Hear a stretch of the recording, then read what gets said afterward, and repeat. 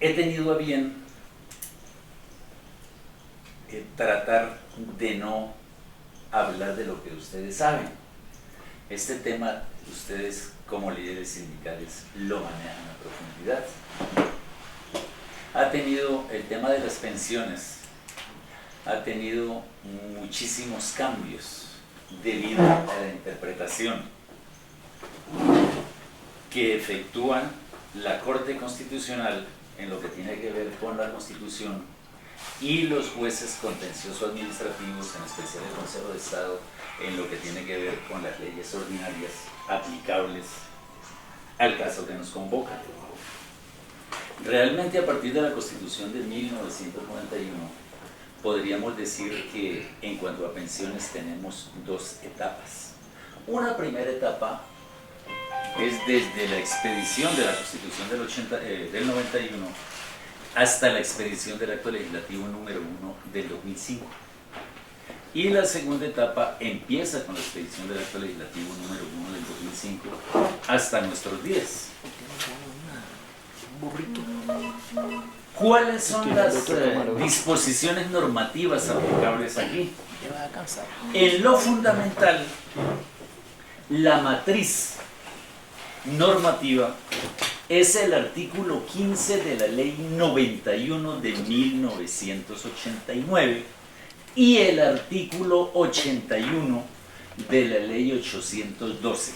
Esas dos normas de rango legal constituyen la matriz pensional. Desde luego que esa matriz pensional hay que desarrollarla, hay que interpretarla de conformidad con el contenido normativo del acto legislativo 1 del año 2005 que adicionó el artículo 48 de la Constitución. En lo fundamental, el cambio abrupto en interpretación es el acto legislativo. El acto legislativo realmente cambió absolutamente el proceso interpretativo. ¿Por qué razón? Esperemos que... Ya, profe. Esa cajita, ¿eh? Listo. No hay tan apurado con notas, sino que uno después la ve y ya sabe. Ah, no. Bueno, bien. El acto legislativo 1 del 2005 establece una serie de principios constitucionales que deben ser tenidos en cuenta tanto por la Corte Constitucional como por los jueces contenciosos administrativos cuando estudian un caso cuyo problema jurídico central es el reconocimiento de la pensión docente. ¿Cuáles son esos principios del acto legislativo? Inicialmente tenemos el principio de solidaridad. El principio de solidaridad, en este caso ha dicho la Corte que se trata de no respetar las exigencias y los beneficios desproporcionados. Y en primer lugar, este principio fue tenido en cuenta en la sentencia más importante que ha dictado la Corte Constitucional sobre pensiones, que es la sentencia de constitucionalidad C-258 del año 2013. En esa sentencia la Corte Constitucional estudió a fondo el contenido normativo del artículo 17 de la Ley Cuarta de 1992. Ese artículo 17 de la Ley Cuarta de 1992 es el que establece el régimen pensional especial para los parlamentarios y para los magistrados de las altas cortes. Ese artículo 17 de la Ley Cuarta ordenó al gobierno nacional de la época que tenía que establecer el régimen pensional de los senadores y representantes, y en efecto el gobierno nacional así lo hizo y estableció en primer lugar que la pensión de los senadores y representantes equivalía al 75% de todo lo devengado y pagado, de todo lo recibido por todo concepto por los senadores, el 75% de lo recibido durante el último año.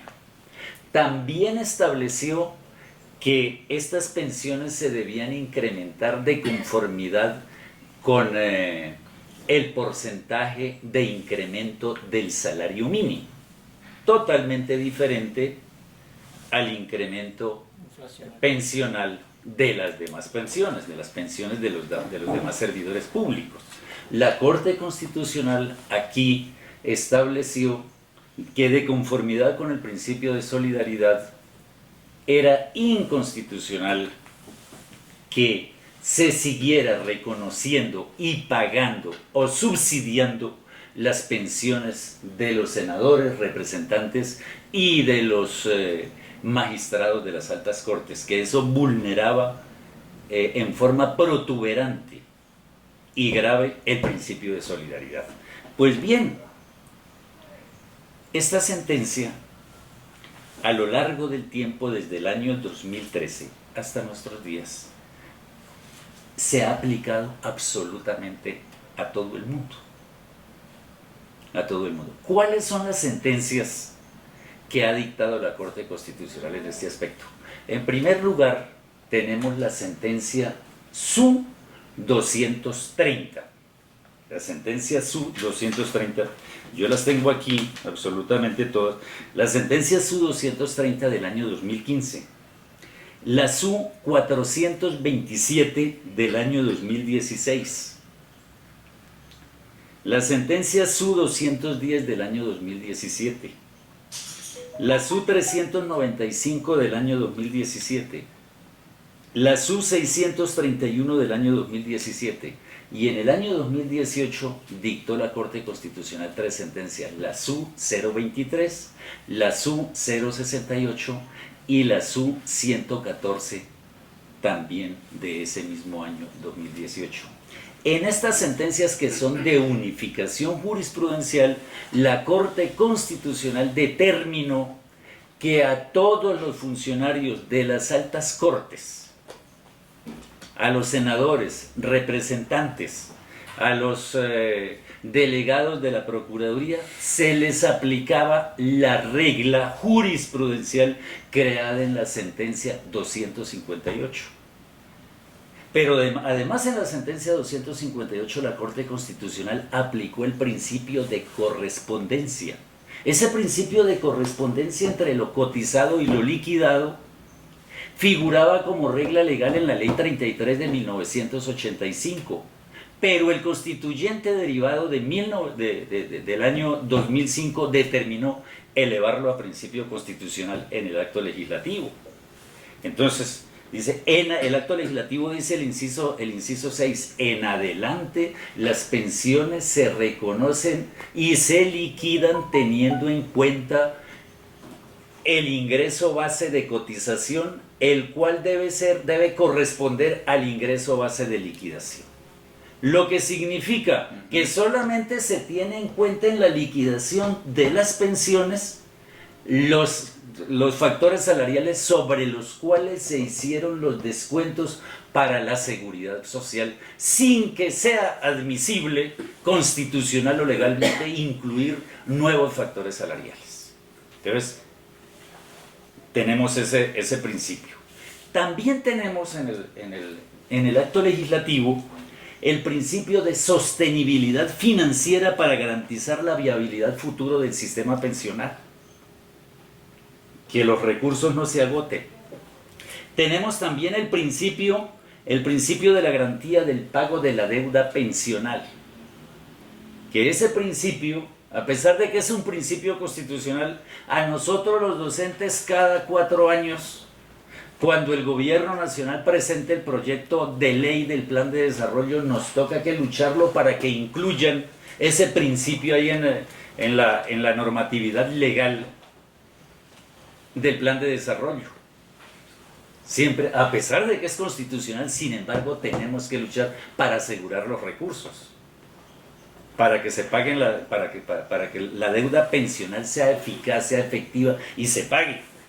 Y tenemos el principio de la garantía del pago de la deuda pública, el principio de la preservación del erario público, y finalmente tenemos el principio del cumplimiento de las exigencias o de los requisitos para el reconocimiento pensional sin perjuicio de lo aplicable a la pensión de invalidez y a la pensión de sobrevivencia. Son esos 7 principios, son 7 principios tutelares que están estatuidos en el Acto Legislativo 1 del 2005, los cuales dieron lugar a esta nueva realidad en la que nosotros estamos. Porque ustedes muy bien saben que históricamente, antes de la sentencia de unificación del Consejo de Estado del año pasado, en la cual aplicó esta tesis jurisprudencial de la Corte Constitucional, resulta que las pensiones de los docentes, a unos docentes se les reconocía su pensión con la totalidad de los factores salariales, con todo lo que constituye salarios. A otros se les reconocía con los factores salariales sobre los cuales se hicieron los descuentos para la seguridad social, y a otros se les reconocía solamente con el salario básico. Pues esta disimilitud fue unificada jurisprudencialmente en el año 2010, y en el año 2010 el Consejo de Estado determinó que las pensiones de todos los servidores públicos se reconocían con todo lo que constituye salario. ¿Y qué es el salario? Pues la contraprestación monetaria que recibe el trabajador por el trabajo desempeñado. O sea, esa tesis jurisprudencial del Consejo de Estado interpretó la Ley 33 de 1985 en una forma amplia, en una forma extensiva. A partir de esa sentencia, permanentemente la Federación Colombiana de Trabajadores de la Educación le solicitó al Ministerio de Educación, al Ministerio de Hacienda, al Ministerio de Trabajo, a la Procuraduría, a la Contraloría, a todos los entes de control, que por favor aplicaran esta sentencia de unificación. Y el gobierno nacional, no señor, no se puede.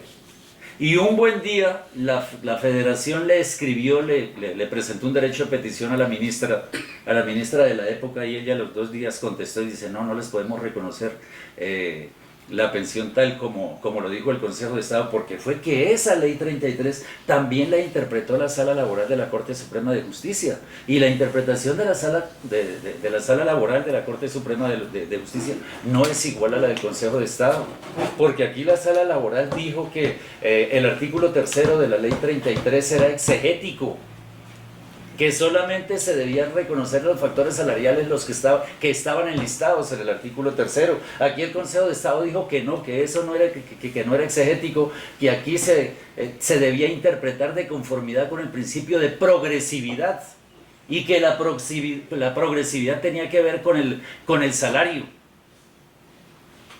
en virtud de que no se podía disminuir la cuantía de las pensiones porque eso afectaba el principio de progresividad en materia de derechos sociales. Como la Corte Suprema de Justicia en su sala de casación laboral estableció la tesis según la cual solamente se debían tener los factores salariales sobre los cuales se hicieron los descuentos, y siempre y cuando estuvieran enlistados en el artículo 3º de la Ley 33, dijo el gobierno en esa época, nosotros le hemos solicitado a la Corte Constitucional que revise las tutelas que hay en ese aspecto, y en efecto la FECODE participó en ese proceso de unificación jurisprudencial, proceso que dio lugar a la sentencia de unificación 395 del 2017. En esa sentencia de unificación la Corte Constitucional le dio la razón a la Sala de Casación Laboral. Entonces ahí perdieron todos los trabajadores. ¿Por qué? Porque la Corte Constitucional, al darle la razón a la tesis de la Sala de Casación Laboral de la Corte Suprema de Justicia, pues, y al no aplicar la sentencia de unificación del Consejo de Estado, pues fue un retroceso en virtud de que pues no se reconoció el principio según el cual se debe aplicar la progresividad. Ahí perdimos. Pero lo bueno de esa sentencia fue que por ninguna parte hizo referencia a los docentes. Como no hizo referencia a los docentes, desde FECODE decimos, esa sentencia, esa tesis jurisprudencial no es aplicable a los docentes. Y los jueces contenciosos administrativos seguían aplicando la tesis del Consejo de Estado, la tesis del 2010. Es decir, ordenando el reconocimiento de la pensión con todos los factores de salario. ¿Hasta qué momento? ¿Hasta qué momento? Hasta el momento en que llega y unifica nuevamente la jurisprudencia con la sentencia que nosotros conocemos.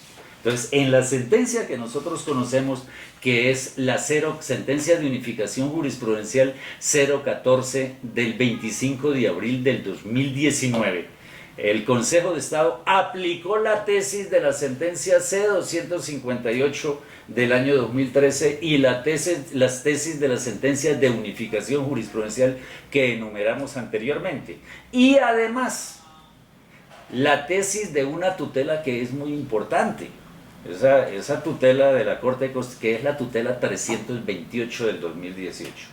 En esa tutela la Corte Constitucional, una sala de decisión, determinó que la pensión de los docentes, en virtud de que los docentes no tienen un régimen especial de pensiones, sino que es un régimen general, que es el mismo régimen general aplicable a los demás servidores del servicio público, a ellos también, dice, a los docentes también les cabe la aplicación de la tesis jurisprudencial de la sentencia 258, en virtud de que así lo dispone el principio de correspondencia entre lo cotizado y lo liquidado, establecido por el Acto Legislativo 1 del 2005. ¿Y qué sucede en esta sentencia de unificación del Consejo de Estado? El Consejo de Estado dice que el régimen pensional de los docentes está bifurcado.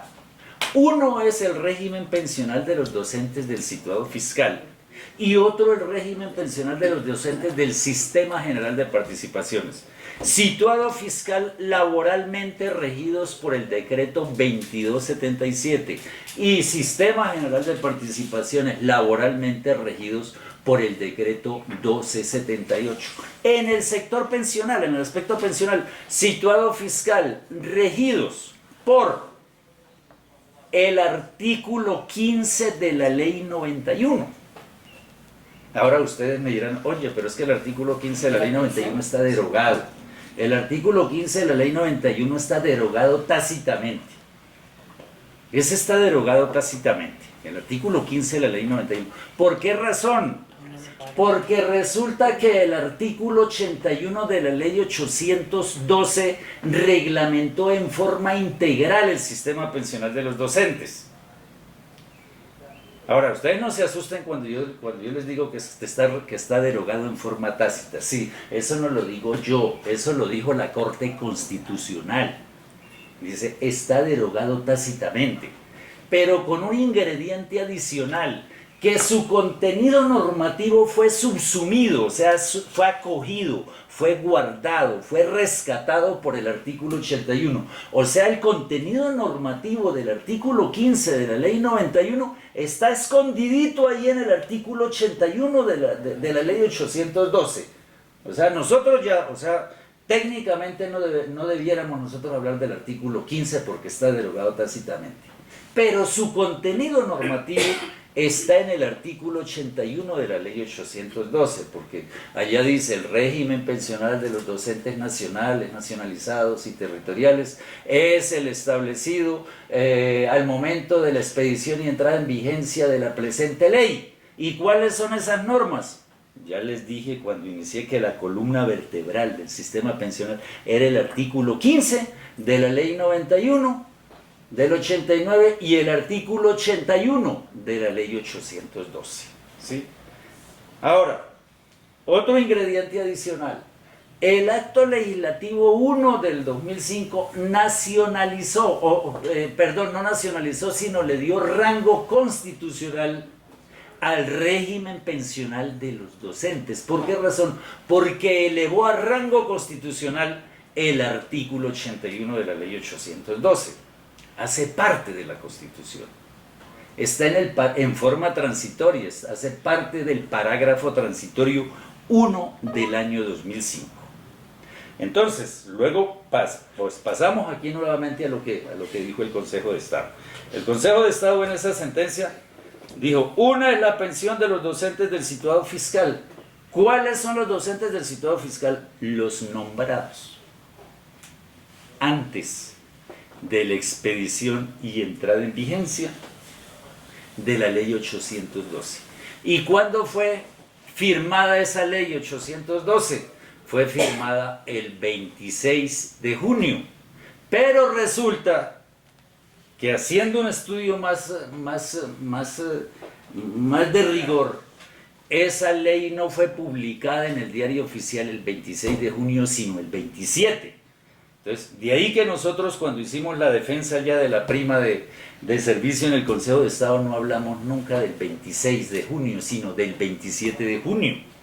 O sea, nos tomamos un día más porque eso es lo que dice la jurisprudencia sobre la vigencia de la ley. ¿Cuándo empieza a regir una ley? Cuando es publicada en el diario oficial, y esa se publicó el 27 de junio. Luego los docentes que fueron nombrados antes del 27 de junio del año 2003 son del situado fiscal. ¿De conformidad con qué? De conformidad con el artículo 81 de la ley 812, que fue elevado a rango constitucional por el acto legislativo número 1 del 2005. Ahora, ¿cómo se liquida la pensión de estos docentes? Fácil. Dice, como los docentes no tienen régimen especial de pensiones, se les aplica el régimen general de pensiones. Y el régimen general de pensiones está establecido en la ley 33 de 1985, que fuera modificada por la ley 62 del mismo año. Y los factores de liquidación establecidos en esta normatividad son los siguientes. Entonces dice, los factores de liquidación de las pensiones son asignación básica. ¿Los docentes tenemos asignación básica? La respuesta es que sí. ¿Cuál es la asignación básica de un docente? El salario de categoría.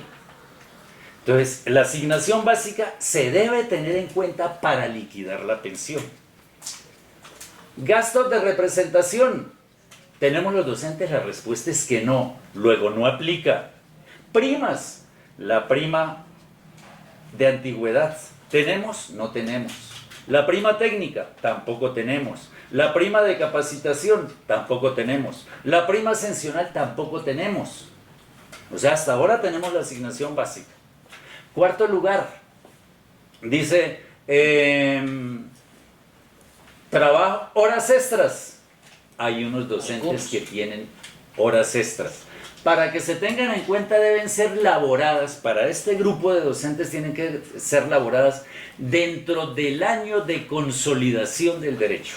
Si esas horas se trabajaron hace 2 o 3 años, no aplican, tiene que ser el último año. Desde el momento de que cumple 54 años hasta los 55, si ya lleva 20 años, entonces son las horas extras que trabajó durante ese año. Se tienen en cuenta. Dominicales y feriados. No aplica para los docentes porque a los docentes los dominicales y feriados están incluidos en el salario básico. Nosotros no tenemos nada diferente del salario básico, luego no aplica. La bonificación por servicios prestados. Los docentes no tenemos bonificación por servicios prestados, pero a cambio de la bonificación por servicios prestados, tenemos la bonificación pedagógica. Resulta que la bonificación pedagógica tiene la misma naturaleza jurídica de la bonificación por servicios prestados. Además, el decreto que creó la bonificación pedagógica establece que la bonificación pedagógica es factor salarial y sobre ese factor salarial hay que hacer descuentos para la seguridad social. Luego, la bonificación pedagógica se debe tener en cuenta para la liquidación de la pensión. O sea que en este momento tenemos la asignación básica, las horas extras para quienes las trabajen y la bonificación pedagógica. Trabajo suplementario o desempeñado en días de descanso obligatorio no tenemos los docentes. Luego los docentes de aula reciben su pensión con los siguientes factores salariales, ya para concluir. Asignación básica, horas extras si las trabajó en el último año de consolidación del derecho y la bonificación pedagógica. Nada más. En un momento determinado, hasta hace 2-3 meses, la fiduprevisora y el Ministerio de Educación malinterpretaban la sentencia de unificación porque empezaron a reconocer las pensiones a los directivos docentes solamente con estos 3 factores salariales. La federación hizo la reclamación respectiva al gobierno. El gobierno pasó esa reclamación, le solicitó el concepto a la función, al Departamento Administrativo de la Función Pública, y la Función Pública lo que hizo fue repetir la tesis expuesta en la petición de la Federación y nos dio la razón. Dice, de conformidad con los decretos de salario que ha expedido el Gobierno Nacional desde el año 1992, la remuneración adicional de los rectores es factor salarial. Si ustedes revisan el decreto 10, los decretos 1016, 1017 y 1018 del año 2019, que son los que establecen la remuneración salarial de los docentes, allá se establece que los directivos docentes deben pagar la seguridad social de la remuneración adicional por el cargo desempeñado. Si es de rector, tiene una remuneración adicional. Si es de coordinador, tiene una remuneración adicional. Si es supervisor, tiene una remuneración adicional. Si es director de núcleo, tiene remuneración adicional. Si es rector de escuela normal superior, tiene una remuneración adicional diferente a los rectores de otras instituciones. Y si es rector de institutos técnicos agropecuarios, también tiene otra remuneración adicional. Dice, sobre esta remuneración... Y si es director rural también. Y si es director, claro, sí señor, y si es director rural también, el 20%. Listo, entonces por el cargo desempeñado. También tienen remuneración por jornada única o por número de jornadas. También se les hace ese descuento. O sea, estas 2 remuneraciones adicionales son factor salarial. Luego a los directivos docentes se les liquida la pensión con los siguientes factores. Asignación básica de categoría. Ellos no trabajan horas extras. Luego no se les tiene en cuenta horas extras porque los decretos de salario no habilitan el reconocimiento de horas extras para los rectores, para los coordinadores sí. Entonces hay que tener en cuenta eso. Entonces, asignación básica, horas extras si estamos hablando de un coordinador, bonificación pedagógica y la asignación adicional o la remuneración adicional por el cargo de desempeño, que realmente no es sobresueldo. Técnicamente se le llama en el aspecto popular, en el sentido popular, pero técnicamente eso no es sobresueldo. Eso no es sobresueldo. Eso hace parte del salario. Y esa fue la discusión que se dio allí en la función pública. ¿Sí? Bueno, eso porque castizamente así lo llaman. Sí. Entonces, esos son los factores salariales. Ahora, ¿cuál es la tasa de reemplazo? Eso lo saben ustedes, el 75%. Pero ya lo saben. Ahora, ¿cómo se liquida? Eso sí me interesa que ustedes sepan cómo se liquida esa pensión. Eso es muy fácil. Como es el último año y se tiene en cuenta, supongamos que este docente trabajó horas extras, ¿verdad? Trabajó horas extras, entonces multiplicamos, supongamos que está en 14 categoría, pongámosle 4 millones a la categoría. ¿Cuánto es 4 por 12? 48 millones, ¿verdad? 4 millones por 12 mensualidades son 48 millones. Supongamos que haya recibido 2 millones de horas extras. 48 más 2, 50. Y que haya recibido 2 millones de bonificación pedagógica. No los alcanza a recibir, pero para que nos quede, entonces da 52 millones. 52 millones. Ese para un docente de aula. Ya sabemos cuánto ganó los últimos 12 meses. eso lo multiplicamos. Si tienen ahí el celular, hagamos el ejercicio. Esos 52 millones los multiplicamos por el coeficiente del 75%. El coeficiente del 55% es 0.0625. Multipliquemos 52 millones por 0.0 Coeficiente. Por el coeficiente. por el coeficiente 0.0625. 0.0625. Y ese producto es el valor de la pensión. 625 0.0625. Serían 3.250.000. Esa es la pensión. Para un docente que, ahora hagámoslo con 65 millones, a ver, para un rector, por ejemplo. 65 millones lo multiplicamos por 0.0625. ¿Cuánto le dio? 65 millones. Sí, 4.062.000. esa es la pensión. Luego, ¿eso qué significa? Que la pensión se desvalorizó.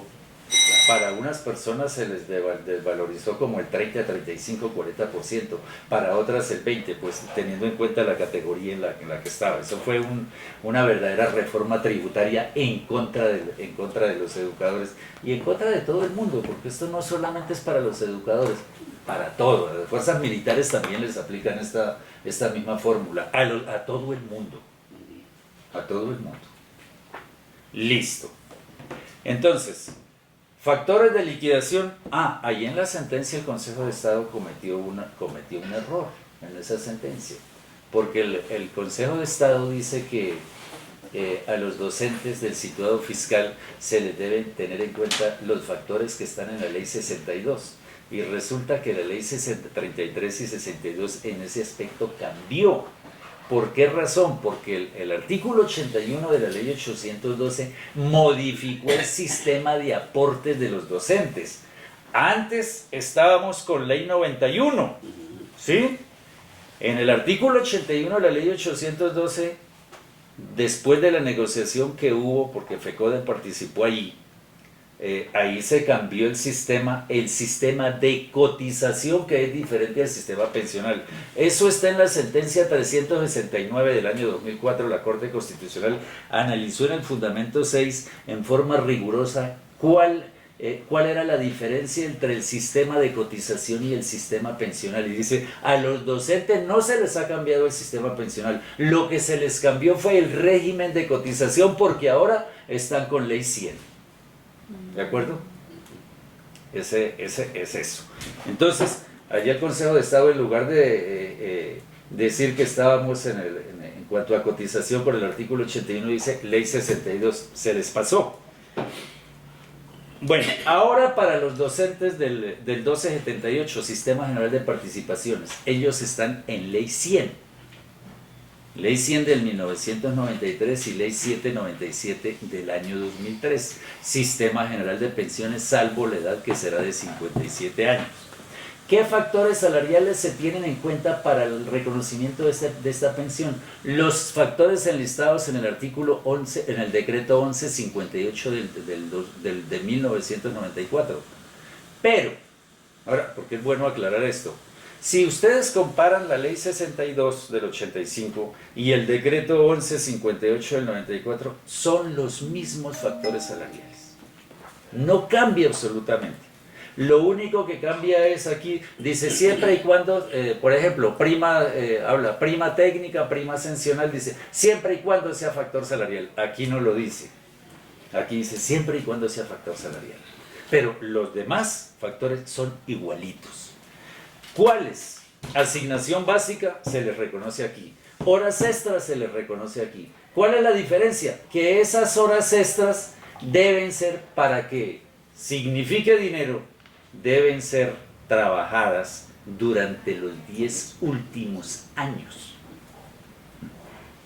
Aquí es el último año.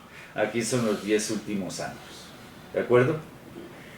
La bonificación pedagógica se les tiene en cuenta también. O sea, son los mismos factores salariales ¿Cuál es la diferencia? El tiempo. Que son el tiempo, los 10 últimos años. ¿Cómo se liquida? Esta fórmula de liquidación ustedes la encuentran en el artículo 34 de la ley 100. Eso es bastante técnica, bastante técnico. Si uno la lee la primera vez, dice, nada. Y tiene que tener uno, mejor dicho, ahí el papel para tratar de interpretar. Pero, ¿cuál es la tasa de reemplazo? Aquí es el 75%. Aquí no, aquí varía. Aquí la tasa de reemplazo para un docente, o no hablan porque no hay ningún docente que devengue salario mínimo. Pero para hacerme entender, entonces, una persona que cotice salario mínimo y tenga 1.300 semanas de cotización, que equivalen a 25 años de servicio, su pensión es equivalente al 65%. 65%. Pero eso es si cotiza el salario mínimo y si tiene 1.300 semanas. Porque si tiene más, entonces la fórmula varía. Entonces, ¿qué dice la fórmula? La fórmula dice, el porcentaje es igual a 65.50 menos el producto de multiplicar 0.5 por el número de salarios cotizados. Entonces, hagamos el ejemplo para aplicar. Supongamos que un docente haya cotizado sobre 4 salarios. Entonces le aplicamos la fórmula. Porcentaje de reemplazo igual a 65.50 menos el producto de multiplicar 0.5 por el número de salarios. 0.5 por 4 salarios. ¿Cómo? De los 10 años. Sí, de los 10 años. Es el ingreso de los 10 años. 0.5 por 4 igual 2, ¿verdad? Entonces, 65.50 menos 2 le da 63.50%. Ese 63.50% es la tasa de reemplazo. Fijémonos que no es 65. Hagámoslo ahora con 10 salarios. Entonces, tasa de reemplazo igual a 65.50 menos 0.5 por 10. 0.5 por 10 me da 5, ¿verdad? 65.5 menos 5 me da 60.5. Un docente, supongamos un supervisor que cotizó sobre los 10 salarios, su pensión es igual a 60.5% del ingreso base de liquidación. Así. Entonces, ¿qué dice la fórmula? Sin que pueda ser menor al 55%, o sea, no puede haber, la tasa de reemplazo no puede ser menor del 55%. Para que sea del 55% se debe cotizar sobre 21 salarios mínimos. Ahora, también hay que tener en cuenta qué sucede cuando el docente ha trabajado más de 25 años, ha cotizado más de las 1.300 semanas. Por cada 50 semanas adicionales se le suma 1.5. Por cada 50. Por cada 50 semanas adicionales a las primeras 1.350 se le suma 1.5. Ya sabemos aquí, ya tenemos el porcentaje mínimo. Bueno, alguien que cotizó sobre los 10 salarios, dijimos que era 60.5, ¿verdad? Pero supongamos que él trabajó 36 años, entonces por cada 50 semanas se le suma 1.5, sin que sobrepase el 80%. Luego, en términos generales, las pensiones para todo el mundo van del 55% al 80%. Para que sea de 80% tiene que trabajar más de 36 años.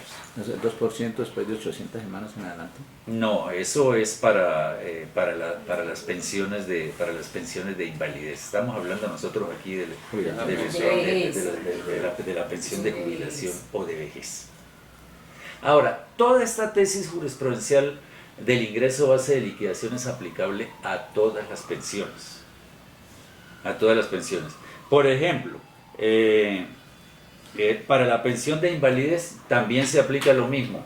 salvo el tiempo, porque la pensión de invalidez de los docentes del situado fiscal solamente tiene en cuenta el último salario, o sea, el último mes, no el último año, no los 12 meses, sino el último. Pero se le tiene en cuenta los factores salariales, la asignación básica, horas extras y si estaba trabajando horas extras, y la bonificación pedagógica, nada más. Eso sería. Ahora miremos las preguntas a ver qué hay, porque lo básico realmente es eso. Yo sí necesito algo, me voy A a ver. explicar lo del 1278, lo de la liquidación. A ver, dígame. Porque es lo que más me preocupa. Y está como todo... Todo Y técnico. ahí en esa misma pregunta, o sea, entre más se cotice, si hay más salarios mínimos, ¿cierto? ¿Por número de salarios mínimos? Sí. O sea, el porcentaje de pensión se baja. Ah, claro, el porcentaje En lugar de pensión subirse, no, se baja. La única Se forma baja, que se sí, suba sí. es que trabaje más de 25 años. Trabajar, pero no son, Porque o sea, se le suma 1.5 por cada 50 semanas adicionales, pero Pero trabaja entre más 40 cotice, años, el porcentaje baja, claro. ¿sí? El porcentaje de reemplazo. Ujú. No el monto, porque el monto pues de 10 millones de pesos es muy superior al monto de 2 millones, ¿no? ¿Sí o no? Pero el porcentaje sí baja. Y eso es la fórmula que está establecida en el artículo 34 de la ley. Pero ahí 100. no hay expectativa de que al menos la pensión quedará un poco más alta de los de la 14, por ejemplo. Porque si solo es el 60, No, y en es de este los 10 momento no. últimos En años. en este momento no, y además porque no en este momento ningún docente del 1278 se ha Pensionado. pensionado con el Con tiempo cotizado al Fondo Nacional de Prestaciones Sociales del Ministerio. Los docentes del 1278 que están pensionados recibieron su pensión adicionando el tiempo que tienen en el Fondo de Prestaciones Sociales del Magisterio y otros tiempos con del Seguro Social, ¿sí? Pero con tiempo exclusivo del desempeño laboral docente, ninguno todavía. partes? Ah, sí, por otras partes. No te acuerdas, no sé si estoy equivocado. Sí. Creo que Pueden continuar. para los compañeros del 1278 no es posible que ellos lleguen, por decir algo, a 36 años, por lo siguiente, porque cuando ellos cumplen los requisitos, Lo que te dije. se pensionan e inmediatamente son retirados. No es sí. compatible salario y pensión. Pero, digamos, pero ocurre Sí, Pero si se si pensiona, continúa, si no, no. digamos, Ah, sí, si, pero- co- si, Sí, si yo continúa, no se puede pensionar. Pero entonces mi pregunta es, si el compañero del 278 no desea retirarse, porque sabe que si se pensiona tiene que retirar y continúa, mi pregunta es, si a él lo van a pensionar con el salario que tenía en el momento que cumplió los requisitos, o cuando ya Decía desea retirarse. Esa Sí, es mi mire. pregunta.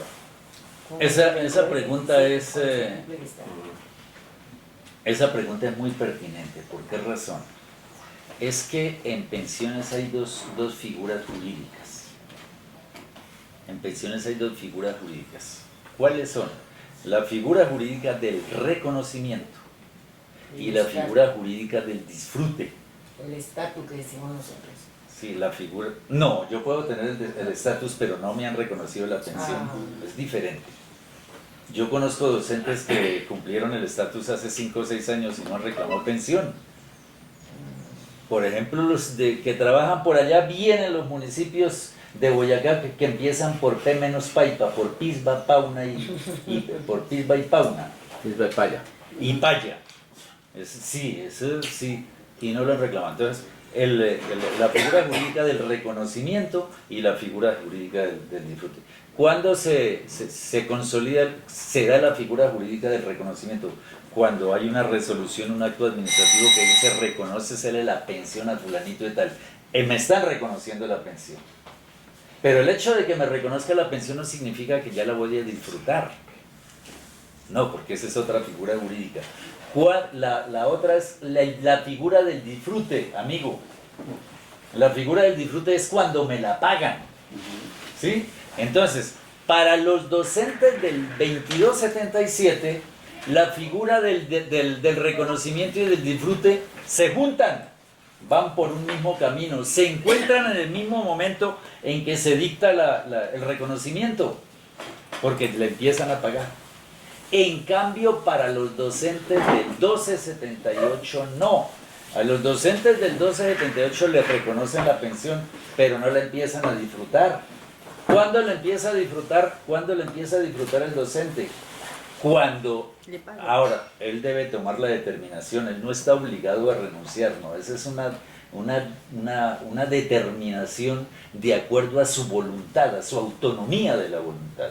Él es quien toma la decisión, no es la Secretaría de Educación, ni es la fiduprevisora, no es el mismo docente que toma la determinación. Habrá unos que digan, oye, yo mi pensión me quedó muy bajita, yo tengo 57 años, yo puedo trabajar 13 años más. Y como estoy haciendo doctorado, pues me voy a ubicar en la 3B o en la 3C o en la 3D. Entonces, ahí dice, yo tomo la determinación de no renunciar. O sea, no voy a disfrutar de la pensión. La tengo reconocida, pero no la voy a disfrutar. Esa es una discusión que él toma. Entonces él sigue trabajando, recibe solamente su salario. En el momento que él renuncie o que salga por retiro forzoso, pide la reliquidación de su pensión. Pide la reliquidación de su pensión sin ningún problema. Esa sería la respuesta. Doctor, sobre Sí. ese mismo caso, porque algunas secretarías, recuerdan los del 22 y 27, cuando los 65 no había, faltaba un año, ya les estaban enviando carta de que se prepararan para que renunciaran. Un compañero del 1278 que tiene el reconocimiento, pero no está haciendo el disfrute, la Secretaría de Educación lo puede... No lo puede porque eso es hay que hacer un autonomía documento. No, ni Solo siquiera. lo puede- saquen. Ni Solo siquiera. lo puede No, porque retirar la cuando Secretaría cumpla los no hace. 70 años. Solamente lo puede retirar cuando cumpla los 70 años, sí señora. Cuando cumpla los 70 años y cuando haya recibido su primera mesada pensional. Sí, Si no ha pero no recibido la mesada pensional, no lo puede retirar porque eso es derecho jurisprudencial de rango constitucional. Pero para no recibir la mesada, debe de haber un documento donde diga que yo no la voy a recibir ahorita porque voy a seguir trabajando. Porque si no, lo sacan y le pagan. No lo sacan. Hasta que no lo renuncie. sacan, No, porque es que eso es autonomía. Pero, en la realidad, Claro, mire, déjame terminar.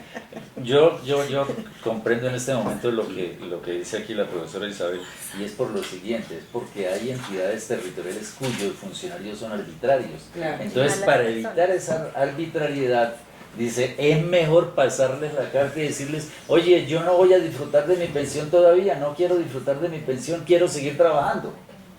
¿Sí? Como para que haya un documento probatorio. Para que haya un documento probatorio. O sea, la ley no lo prohíbe hacer, yo lo puedo hacer. Como advirtiéndole a la Secretaría de Educación que va a seguir trabajando, que no va a disfrutar de su pensión. Eso sería. A ver. dos casos concretos. Pues, un caso concreto y la otra una pregunta. En Antioquia, el caso de mi hermana Enriqueta Brian Rivas. Ella es del 1278, pero completó la edad con otro tiempo que había trabajado en el Chocó. Ella se jubiló en Antioquia, en Medellín. Sí. Y por este desconocimiento de lo que usted ahora nos acaba de explicar amablemente, ella, cuando llegó a los 57 años, le dijeron, vea, tiene derecho a su jubilación, y le dijeron, renuncia e inicia a disfrutar de ella. Ella no consultó y en estos momentos pues está por fuera. Sí. Pues, esta situación, pues Sí, digamos, ya por lo que sí. Claro, Y lo segundo es lo siguiente: cuando un maestro, digamos, se jubila como docente, pero posteriormente ejerce otros cargos con el Estado y sigue cotizando, al retirarse definitivamente, ese docente tiene derecho a solicitar su reliquidación. no tiene diputado del derecho Senado, de la Cámara. no tiene derecho a solicitar reliquidación porque esos No, son si yo con tiempos docente. diferentes a la labor docente. Son tiempos diferentes a la labor No se ha docente. cotizado al fondo. Él lo que tiene derecho es, si no, lo que tiene derecho es a reclamar la indemnización sustitutiva de pensión. Normalmente en esos casos, los docentes, por ejemplo, que han desempeñado cargos en la Secretaría de Educación, ellos cotizan a un fondo privado. Y cuando se retiran, pues solicitan la devolución de ese dinero. Lo que Del pasa fondo. es que ese dinero no se lo entregan si él no tiene 62 años. ¿Sí? Porque eso es ley 100. Sí, eso es ley 100. Es lo siguiente caso como Sí. personal. No, Me jubilé como docente. Después de jubilarme como docente, fui diputado y después fui gerente de negritudes. Sí. Yo, esos aportes que me descontaban de mis ingresos, en ese entonces, Seguro Social, luego Colpensiones. Colpensiones. Sí. Todas esas deducciones están allá, digamos, hoy en Colpensiones. Sí. Entonces, Ya ahí hay un proceso ahí para demandar. yo tengo una demanda, sí, yo tengo una demanda donde estoy pidiendo de Mire, que tiene que que me conseguir, liquide. Entonces- tiene que conseguir la sentencia del profesor. Hay una sentencia del profesor aquí, que fue secretario de Educación aquí, de Abel, del profesor Abel Rodríguez. Él ganó ese proceso. Yo debo tener esa sentencia. Pero Pero eso así, es pues, para le demandar. pido el favor. Pero lo cierto es que Ahora no yo le van a creo, tener en no. cuenta, ¿vio? Mire, No, hay una norma Pregúntele usted. hay una norma que es muy, mire, hay una norma porque lo que pasa es que uno muchas veces desconoce la normatividad reglamentaria. Hay una norma que hace parte del decreto único reglamentario del sector pensiones, que es el decreto 1833 de 2016. En el decreto 1833 de 2016, en lo que se refiere a los docentes, hay una norma que para unos puede ser buena, para otros no. A mi juicio es buena.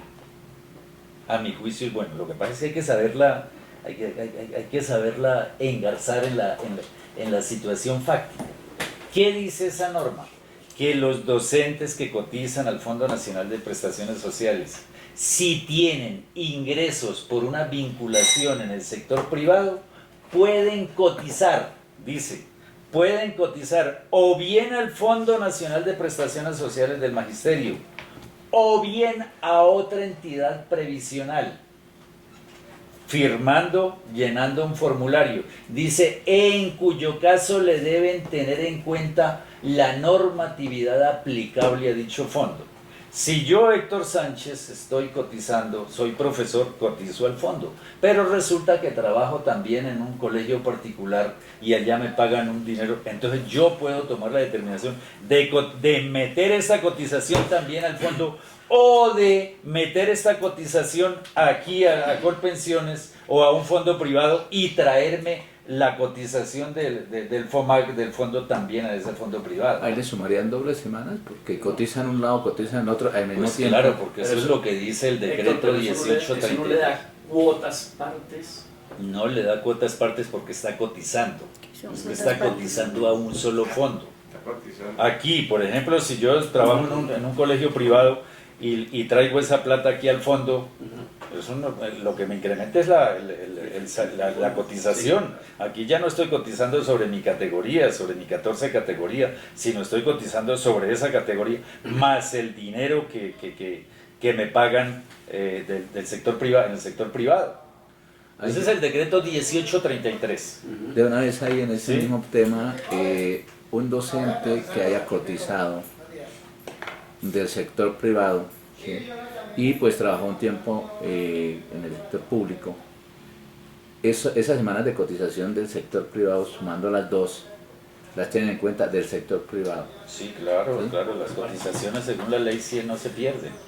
O sea, No se pierde, independientemente la que cotización venga no se pierde. cotizado del sector No privado. se pierde, no se pierde. Pero Lo que pasa es que hay que tener, pero sí sube. No, porque es que había un- mire, lo que pasa es que uno aquí tiene que tener en cuenta lo siguiente, cada caso es diferente, cada caso es diferente. No puede dar una general. No, cada caso es diferente, porque por ejemplo, en cuanto a la pensión por aportes de los docentes del situado fiscal, la pensión por aportes, eso es el artículo 7º de la ley 71 del año 88. ¿Qué dice ese artículo? Que cuando el docente no reúne el tiempo cotizado, puede traer otros tiempos cotizados en otras entidades previsionales, en el Seguro Social. Dice cuando no reúne el tiempo. Pero ¿qué pasa si yo cumplo mis 60 años? No 55, sino 60 años, y ya tengo los 20 años aquí de servicio. Hombre, no necesito este tiempo, ese lo dejo allá. Ese lo dejo allá. Si yo no sé eso, entonces resulta que aquí tengo 15 años y aquí tengo 20, y entonces traigo este tiempo para acá. Y resulta que yo le estoy enriqueciendo, regalando. ¿Por qué razón? Porque es que la cotización que me van a tener en cuenta aquí es la del último año y que haya trabajado 20 años. Entonces uno tiene que mirar. Otra cosa es que yo aquí lleve 15 años y tenga mis 60 años, tengo 15, no me pensionan. Ah, pero tengo aquí unos 6 años, ahí sí lo traigo. Sí, ahí sí lo traigo. Pero si no lo necesito, los dejo allá, y cuando cumpla los 62 años, ahí sí pido que la indemnización sustitutiva de pensión. ¿Sí? Ahí sí.